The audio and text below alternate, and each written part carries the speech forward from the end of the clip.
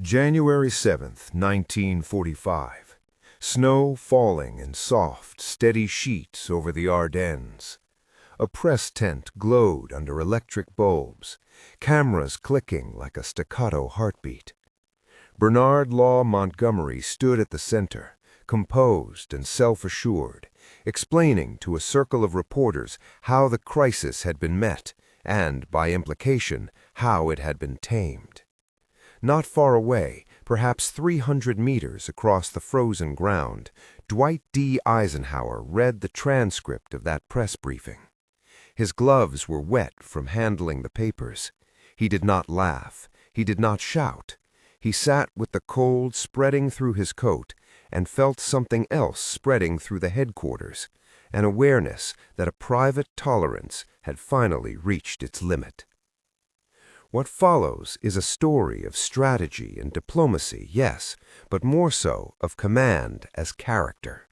How the politics of alliance can outlast even the most brilliant battlefield maneuvers, and how a single administrative act, ink on paper, can decide the fate of reputations and influence.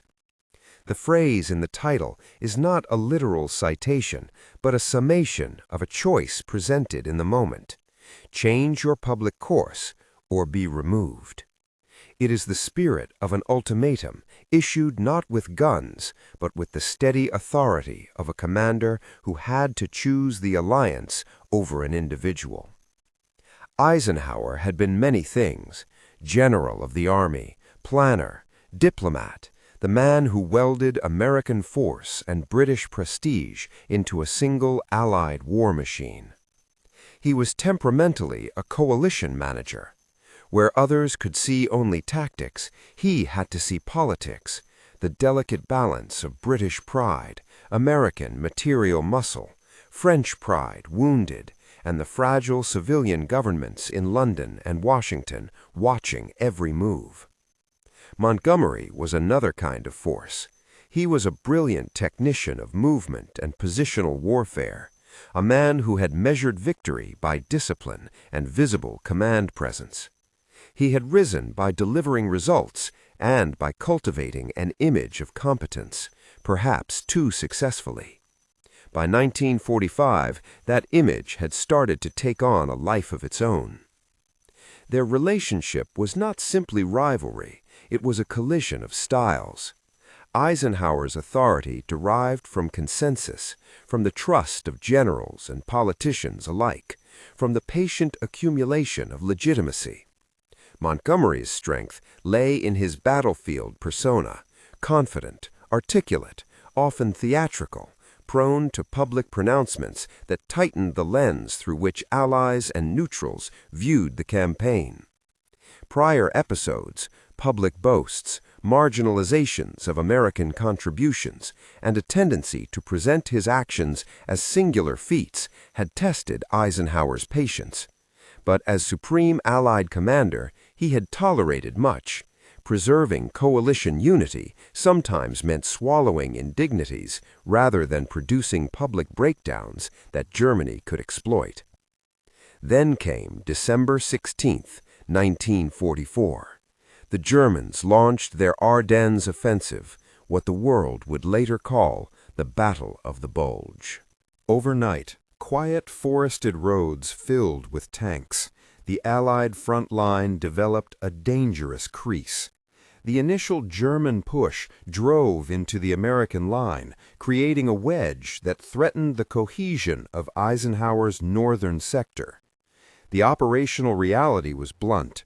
To restore a single coherent scheme of command over the disrupted front, Eisenhower needed unity of command in the northern shoulder. He made the pragmatic choice to temporarily place certain American units under Montgomery's operational control.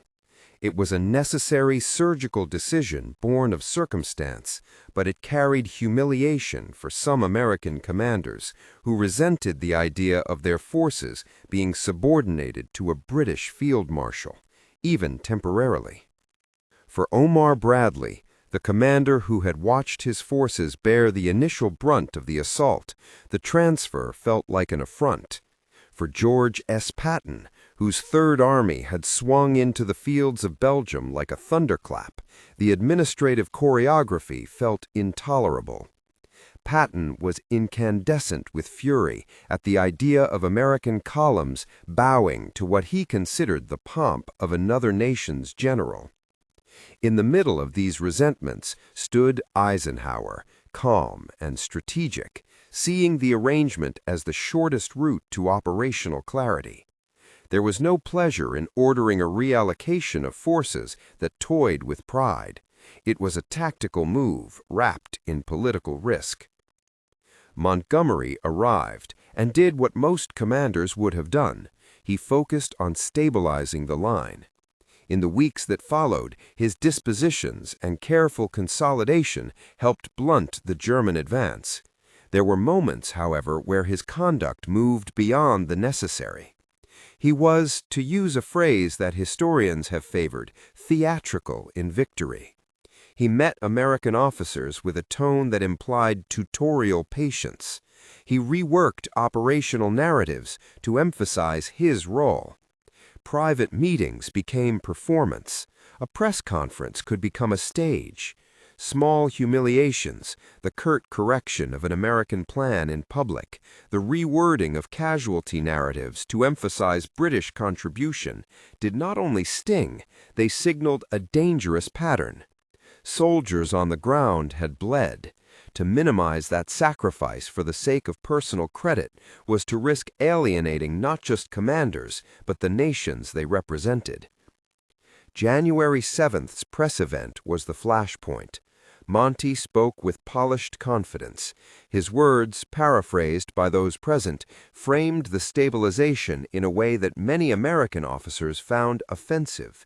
Credit shifted, American costs minimized, British accomplishment amplified. The reaction was not merely professional, it was political. In Washington, among the Joint Chiefs, and at Allied headquarters, what had been private grumbles hardened into collective outrage. Eisenhower read the accounts. He considered the broader stakes. If public perception were allowed to credit one commander at the expense of alliance solidarity, the resentments would become policy problems. The Germans would exploit them.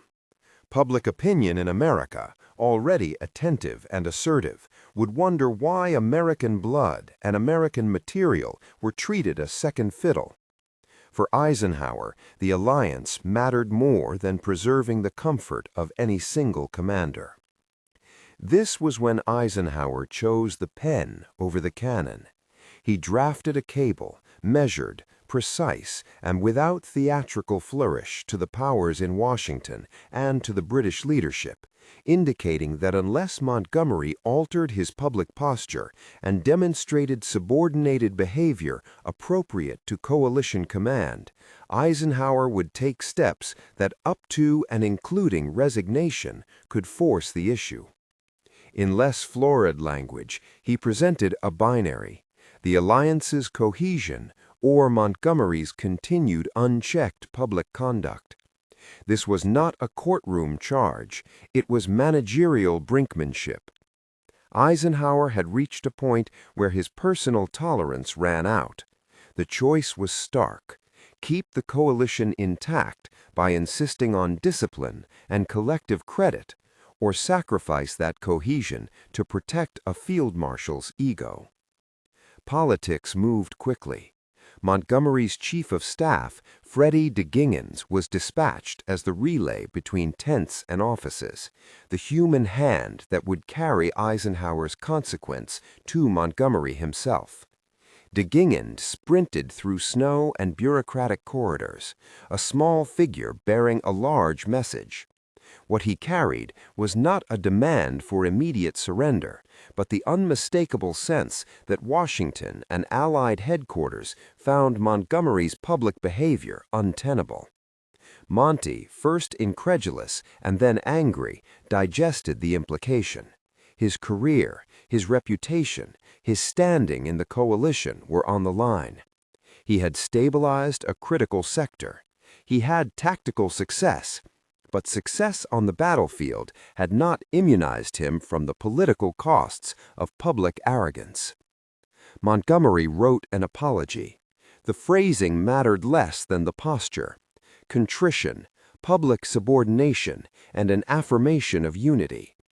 He promised to restrain his public commentary, to accept the coalition's norms of mutual credit. Eisenhower accepted the apology. He did not seize the moment to produce a spectacle of triumph. Instead, he filed a firing order, a quiet administrative instrument tucked away as insurance. The order was never executed. It never needed to be. The message had been delivered. The alliance breathed again. But something else had shifted irrevocably. The personal relationship between the two men was broken. Montgomery retained his position, yet his influence waned. He remained a celebrated battlefield commander, but his ability to shape Allied strategy and political messaging was diminished. This episode should be understood at two different levels. Tactically, Montgomery's actions had contributed to the stabilization of the Northern Front. Strategic judgment must acknowledge competence. But command is not only about tactical success, it is about managing the politics that surround operations. Eisenhower's authority rested on the ability to hold together a coalition of divergent national interests. That authority was earned, in part, by taking unglamorous administrative steps, by drawing a line behind the scenes where egotism threatened the larger purpose. If Montgomery had wanted a solo spotlight, the war could have granted him battle honors. It could not grant him the alliance. There are ironies worth noting. Montgomery's style, commanding the stage, generating certainty, had been an asset when Britain needed visible heroes. But by 1945, the balance of material and military power had tilted decisively toward the United States. The British Empire's influence, while still significant, no longer automatically dictated coalition narratives. Eisenhower recognized that the survival of the entire enterprise depended less on theatrical proclamations and more on shared language and restraint. The ultimatum was therefore less about punishing Monty than about protecting a structure in which American production, manpower, and strategic weight could be harmonized with British prestige and other Allied interests without chaos. The personal cost to Montgomery was acute. He had been forced into a public recantation. That humility, however sincere or engineered, stripped away the aura that had enabled him to dominate narratives in the past. He kept his rank and his real command on paper, but he lost what matters in coalition politics: unchallenged sway over how success and blame were publicly assigned. This mattered in both wartime operations and in the post-war order. In the months and years after the Ardennes, the political tide favored American leadership in many theaters. That shift was not instantaneous, nor exclusively the result of this single episode, but Eisenhower's insistence that alliance cohesion trump personal glory helped accelerate the move toward American preeminence. The aftermath also illustrates something about leadership temperament. Eisenhower did what many great commanders must do. He subordinated personal affection and pride to institutional necessity. He did not relish humiliating a colleague, and he did not gloat. His act was surgical, bureaucratic, and ultimately protective. Filing a firing order and accepting an apology created a record of accountability without invoking public purges or creating media spectacles that the enemy could exploit. It was a lesson in restraint and in the power of process. A letter, a cable, a file in a drawer, these administrative acts can be as decisive as a counterattack. The pen, in that case, was a weapon of command. This is not to paint Montgomery as a one-dimensional villain of ego. He was, arguably, one of the finest field marshals of his generation, a commander for whom operational details mattered and whose energy saved positions and lives. His strategic instincts were often correct. His ability to organize and inspire troops was real. The critique is narrower. The politics of coalition command require more than battlefield genius. They require humility in public forums, sensitivity to Allied perceptions, and a willingness to fold one's narrative into a collective story. Montgomery's failure in that moment was less a failure of arms than a failure of public discipline. The British political establishment had its own calculus. Churchill, for instance, could not be indifferent. He valued Montgomery not only for victories, but for the morale of a nation weary of conflict.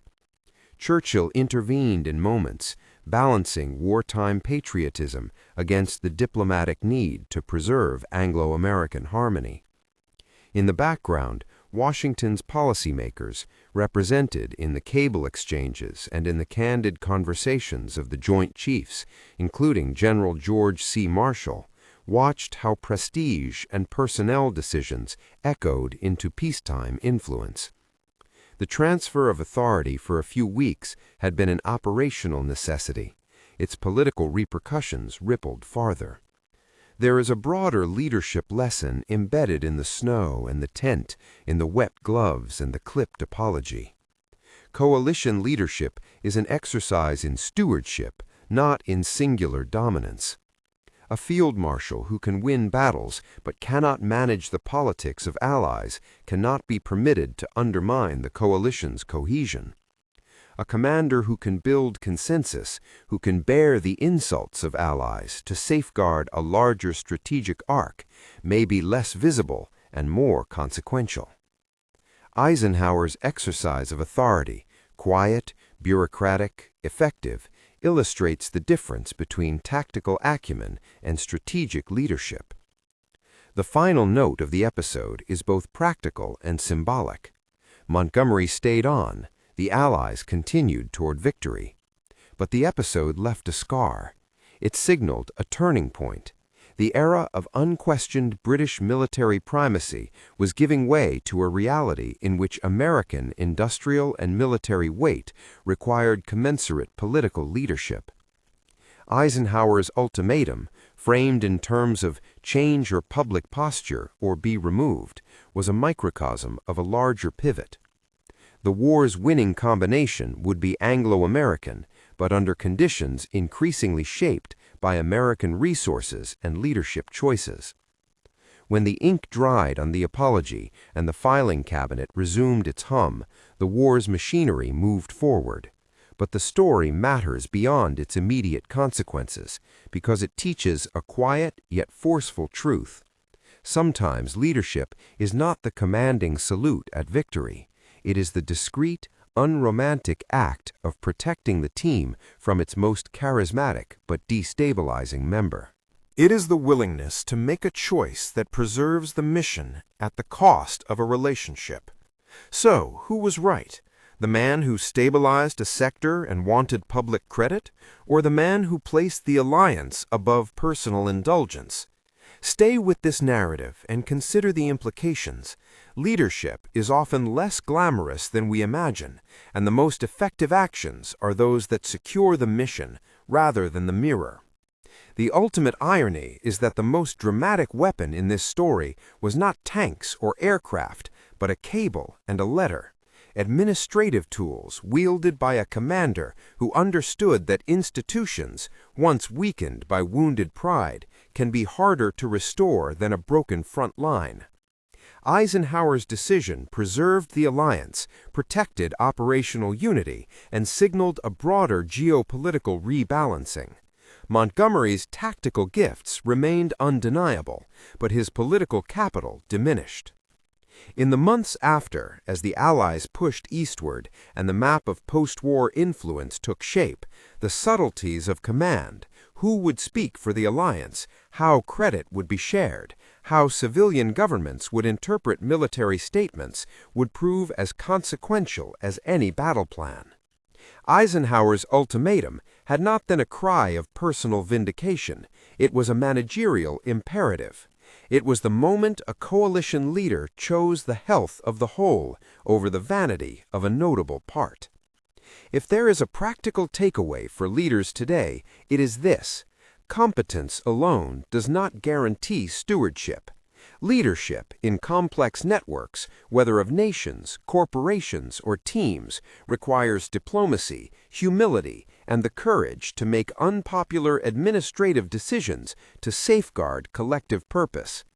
The act of filing a firing order, of drafting a stern cable, of insisting on public restraint can be, paradoxically, the most generous thing a leader does, for it protects the people and the mission from the corrosive effects of unchecked ego. Now think about it. Which quality do you value most in high command? Montgomery's battlefield brilliance or Eisenhower's coalition tempering? Leave a comment and make your case. If you found this account illuminating, subscribe for more deep dives into moments when character shaped history, and tell us, which leadership lesson from Eisenhower and Montgomery will you carry forward?